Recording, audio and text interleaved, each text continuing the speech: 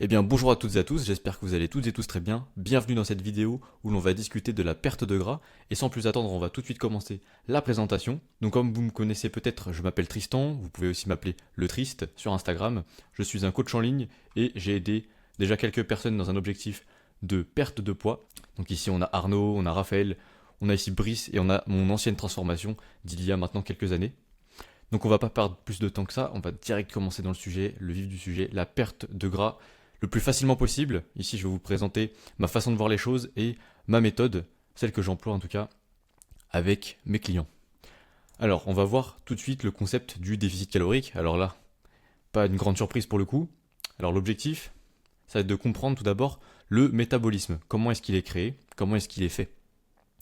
Le métabolisme, pour vulgariser, c'est le fait de brûler les calories. C'est comment est-ce que les calories sont brûlées finalement.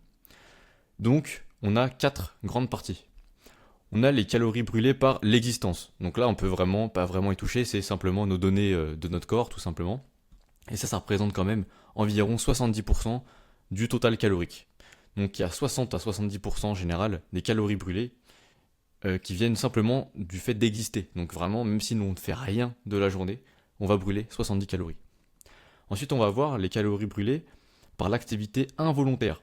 Donc ça va être des calories dépensées par l'activité involontaire. Par exemple, là je suis en train de parler, ça me fait en quelque sorte brûler des calories. La voix me fait dépenser de l'énergie, le fait de bouger les doigts comme ça, le fait de taper des pieds, bref, peu importe le type de mouvement, du moment que c'est involontaire. Et je vais y revenir un petit peu plus tard, c'est très important le fait que ce soit involontaire. On va voir la dépense évidemment volontaire, donc ça représente environ 10%, ça va être nos séances de musculation, ça va être l'exercice volontaire tout simplement.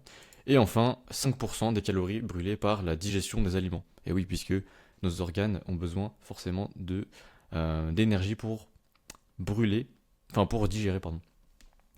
Ok, donc ce déficit calorique, on va pouvoir le créer par l'apport, donc une réduction de l'apport énergétique, de l'apport calorique. Mais ça va avoir pour conséquence de diminuer l'activité involontaire, de par une fatigue accrue. Alors, je m'explique un petit peu. Lorsqu'on va créer un déficit par l'apport, donc on va réduire l'énergie disponible pour notre corps, au final, notre activité involontaire, donc tous les gestes que l'on ne fait pas par volonté, c'est la définition même, eh bien en fait ils vont être réduits fortement, jusqu'à même peut-être pas disparaître à 100%, mais fortement diminuer. Donc 15% quand même de dépenses qui s'envolent. Et 5% pareil, qui vont pas réellement s'envoler, mais qui vont être réduits, puisque l'on va forcément moins manger, et donc automatiquement moins dépenser par la digestion. Donc il y a quand même 20% de nos apports qui vont être finalement réduits, et donc c'est un ralentissement de la perte de poids. Et finalement, la solution, ça serait possiblement d'augmenter la dépense énergétique. Plutôt que de réduire l'apport, on pourrait augmenter la dépense. Ok? Puisque là on me suit. Et on pourrait justement utiliser la marche. Donc les avantages de la marche, je vais vous les citer juste là, c'est quelque chose de relativement peu fatigant, jusqu'à un certain nombre de pas évidemment, mais voilà, c'est accessible à tous, n'importe qui peut marcher, et c'est assez peu fatigant.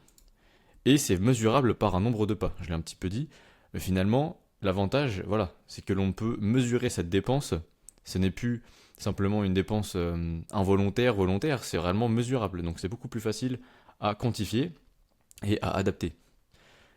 Donc l'implication sur la dépense, ça va être une prise en compte de la dépense volontaire et involontaire. En fait, le nombre de pas, l'avantage c'est que ça va combiner les deux en même temps. C'est-à-dire qu'on va pouvoir marcher volontairement, donc pour faire un nombre de pas, et en même temps marcher involontairement, puisque dans notre journée, on va forcément faire un certain nombre de pas, que ça soit pour aller aux toilettes, pour n'importe, on va forcément être amené à un minimum marcher.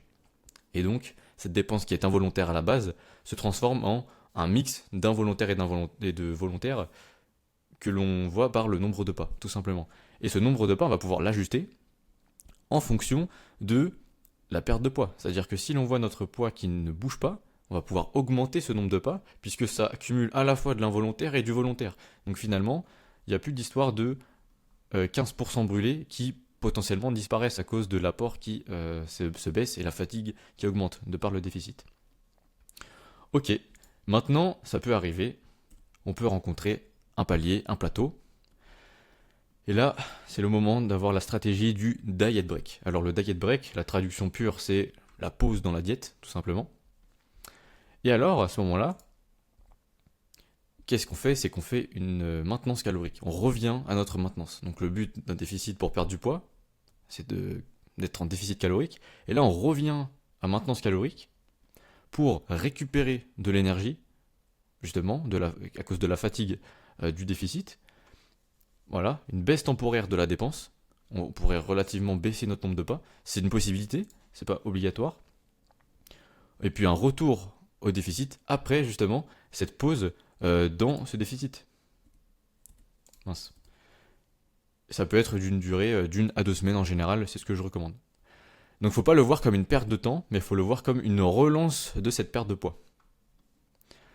Et maintenant, je voulais illustrer un exemple avec Brice. Brice, une des transformations que vous avez vues juste avant, en début de vidéo, et qui est disponible sur mon compte Instagram.